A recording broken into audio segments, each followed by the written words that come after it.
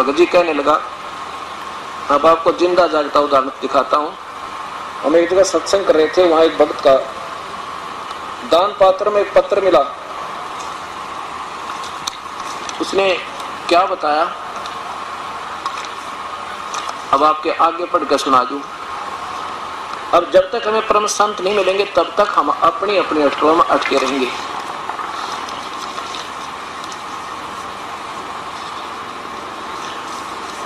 इसने क्या बताया कि जब मेरी पत्नी 2 बच्चा न छोड़कर चली गई और मुझे दमे की बीमारी, दोनों बच्चों की परवरिश के लिए मैंने चोरी का सहारा ले लिया, चोरी करने लग गया। और आपका सत्संग सुना मैंने आज ही, और आज आपका नाम भी ले लिया, और मेरे दोनों बच्चे चूहों की गोली खाकर मर गए। उस दिन दास ने ये सत्संग सुनाया था कि जो अपने बच्चों को चोरी का या रिश्वत का धन से परवरिश करता है, उसको अपने बच्चों को जहर देने की जरूरत नहीं पड़ेगी, एक दिन ऐसा आ जाएगा। और वही परमात्मा के विधान से अपरिचित होने से आप लोग ये करते हो, क्योंकि ना मासा घटे ना चल बदे। जब तक उस परम पिता का सहयोग नहीं मिलेगा, वो तो घटा बता देगा परम पिता कबीर परमेश्वर, और किसी के वश का नहीं, कोई कर्म न काट दे। तो इसने अपनी आप बीती कथा सुनाई इस दास को, और इसको पत्थर हमने 2 दिन पीछे मिला, दान पात्र में पड़ा रहा कि पैसे पैसे काट लिया हमने। गुरुजी मैं एक बेबस लाचार हूँ, मेरी पत्नी 2 बच्चों को छोड़कर किसी दूसरे आदमी के साथ चली गई। मैं सांस की बीमारी का मरीज हूँ, मेरे पास कमाने का कोई साधन नहीं था, इसलिए बच्चों के पालने के लिए मैंने चोरी करना शुरू कर दिया। उस दिन भी मैं चोरी करके आया था, लेकिन मैंने आपका सत्संग सुना तो अपने आप से नफरत हो गई। जो कुछ मैंने चोरी किया था वह पैसे दान पात्र में डाल दिया। यह इसलिए कि मेरे पाप की कमाई से बच्चों का जीवन बनाना चाहा, लेकिन मैं दोनों बच्चों ने चूहों वाली दवाई खाकर, दोनों बच्चे चूहों वाली दवाई खाकर मर गए। अब गुरुजी मैंने इतने पाप किए, शायद 7 जन्म भी नहीं धुल सकते, परमात्मा सकते। कल मैंने आपसे उपदेश भी ले लिया, आप कृपा करें तो शायद मेरे पाप कम हो सकते हैं। सत्संग में आप सच कहते हो कि कर्म पूरे गुरु के बिना नहीं कट सकता। मैंने 8 साल से आसाराम बापू का मंत्र ले रखा था, लेकिन पाप कटने की बजाय बढ़ते ही चले गए। गुरु दया करन मुझ पापी पर भी। प्रणाम गुरुजी, एक दुखी जीव का पत्र। अब ये सोचना कि देखो दास ये अभिमान नहीं करता कि मैं बहुत बड़ा संत हूँ या मैं बहुत, लेकिन मेरे भगवान वो समर्थ हैं जिसकी मुझे आड़ मिली हुई है, और वो ही हमारे बुराई छुटा सकते, ना कति ना छूटे, चाहे कितनी बात बनाओ। देखो एक राजा की रानी ने नाम ले रखा है गुरुदेव का, और जब लड़की उसकी पत्नी ने पता लग गया कि ये भक्ति करे बिना बात बिगड़ जाएगी, ये 2 दिन का राजा अपनी कमाई खा रहा है और अगले जन्म में ये पशु बनेगा, जो नाम नहीं लिया था। तो वह रोज प्रेरणा करती, आप नाम ले लो जी, आप नाम ले लो जी, बहुत बढ़िया बात है, भक्ति तो करनी चाहिए। लेकिन वो ने सोचा है, वो ने कहा मैं रोज भक्ति करने लग रहा है, सुबह उठते अपना मंत्र करता हूँ, मैं जाप करूँ जी सा भगवान हरे राम करूँ, और के नाम लिया करें। गुरु जी क्या होता है? अब वो कहने लगे जी गुरु जी बिना बात बना नहीं करती, गुरु बिन माला फेरते, गुरु बिन देव दान, गुरु बिन दोनों निष्पन्न चाहे पूछो वेद प्राण, गुरु जी ऐसे बताते हैं।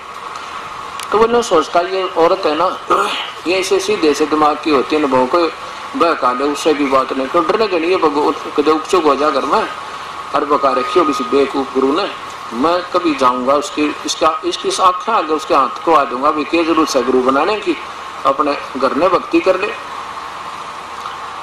जब उसने काफी कहा तो एक दिन कहने लगा मैं चलूंगा तो आपके गुरुदेव से मैं बात करूंगा, तो मेरी शंका का समाधान कर देंगे तो मैं नाम ले लूंगा। अच्छा जी चालिए का, पर बोलिए ढंग से वहां पर गुरुजी का आगे उल्ट सुल्ट मत बोलिए, अपना मैं ठीक बोलूंगा। अब राजा जी आगे, रानी ने कहा गुरुदेव आज तो ये भगत जी भी आगे हैं और आपसे 2 बात करेंगे फिर नाम लेंगे। अच्छा बेटी कोई बात ना, चाहे 100 बात कर लो, नाम ले लो किसी प्रकार। राजा कहने लगा, महाराज जी एक बात बता, आप क्यों गुमराह क्या करते हो इन भोली आत्माओं को? क्या नाम गुरु के बिना नहीं लिया जाता? क्या गुरु बनाना ज्यादा जरूरी है? भक्ति तो घर भी कर सकते हैं हम, वैसे भी तो राम का नाम ले सकते हैं, भगवान का याद कर सकते हैं। अब गुरु जी ने सोचा आज तो ये कति नाराज होकर है, और जब मैं इसको समझाना चाहूंगा कति उल्टा पड़ेगा, मानने को नहीं। फिर राजा भाई ना तो ये सुना नहीं करते राजा लोग। कहने लगे, महाराज जी मैं आज तो इतना व्यस्त हूँ, संगत ज्यादा है, आपकी प्रश्न का उत्तर आज नहीं दे सकता, मैं कभी आपके घर आऊंगा, वहाँ प्रेम तो बतलावांगे काफी देर तक। राजा ने सोची और बढ़िया, रानी के सामने इसने फेल कर दूंगा, हाँ, और यार पीछा छोड़ देगी उड़ा जाना, वो तो मानती ना। गुरुजी ने समय नेट कर दिया जी, उस दिन आऊंगा मैं, चले गए। अब रानी ने सब मंत्रियों से कह दिया मेरे गुरुजी आओ तो आदर के साथ अंदर ले आना। अच्छा जी।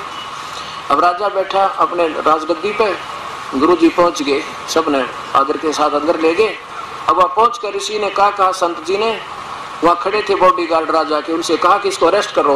राजा की तरफ संकेत करता है, उनको आदेश देता है कि इसको अरेस्ट करो। किसको? राजा की तरफ संकेत करता है। अब 2-3 बार कहा तो राजा उसके मुंह का नहीं देखा कि वह सब बेवकूफ संत मुझे अरेस्ट करा। तब राजा ने बोला कि इसका दिमाग खराब हो गया, दिखा है।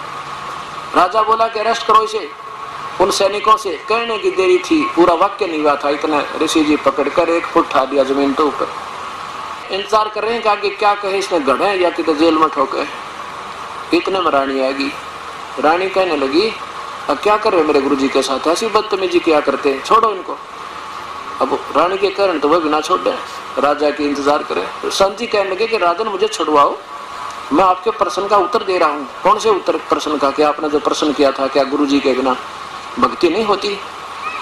अब ये क्या उत्तर दिया? बदतमीजी कर रहे थे आप मेरे साथ, मेरे सैनिकों को और मेरे से पकड़ अरेस्ट करने के आदेश दे रहे थे, कि यही तो उत्तर दे रहा था आपके प्रश्न का, मुझे छुड़वाओ। उन्होंने कहा छोड़ दो, कंते छोड़ दिया।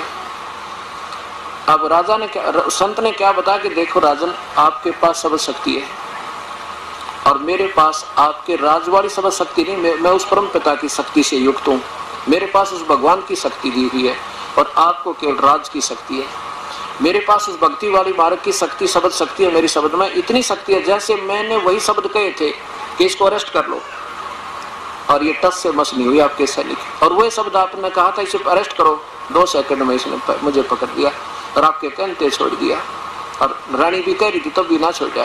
तो आपके शब्द में शक्ति है, मेरी शब्द में, जो मेरे शब्द में शक्ति है, और मैं जो मंत्र दूंगा तुरंत काम करेगा। आप चाहे 100 बार कह लेना किसी को, चाहे नाम भी दे देना, ये नो के नो थारे कति काम नहीं करेंगे, दोषी और होगा।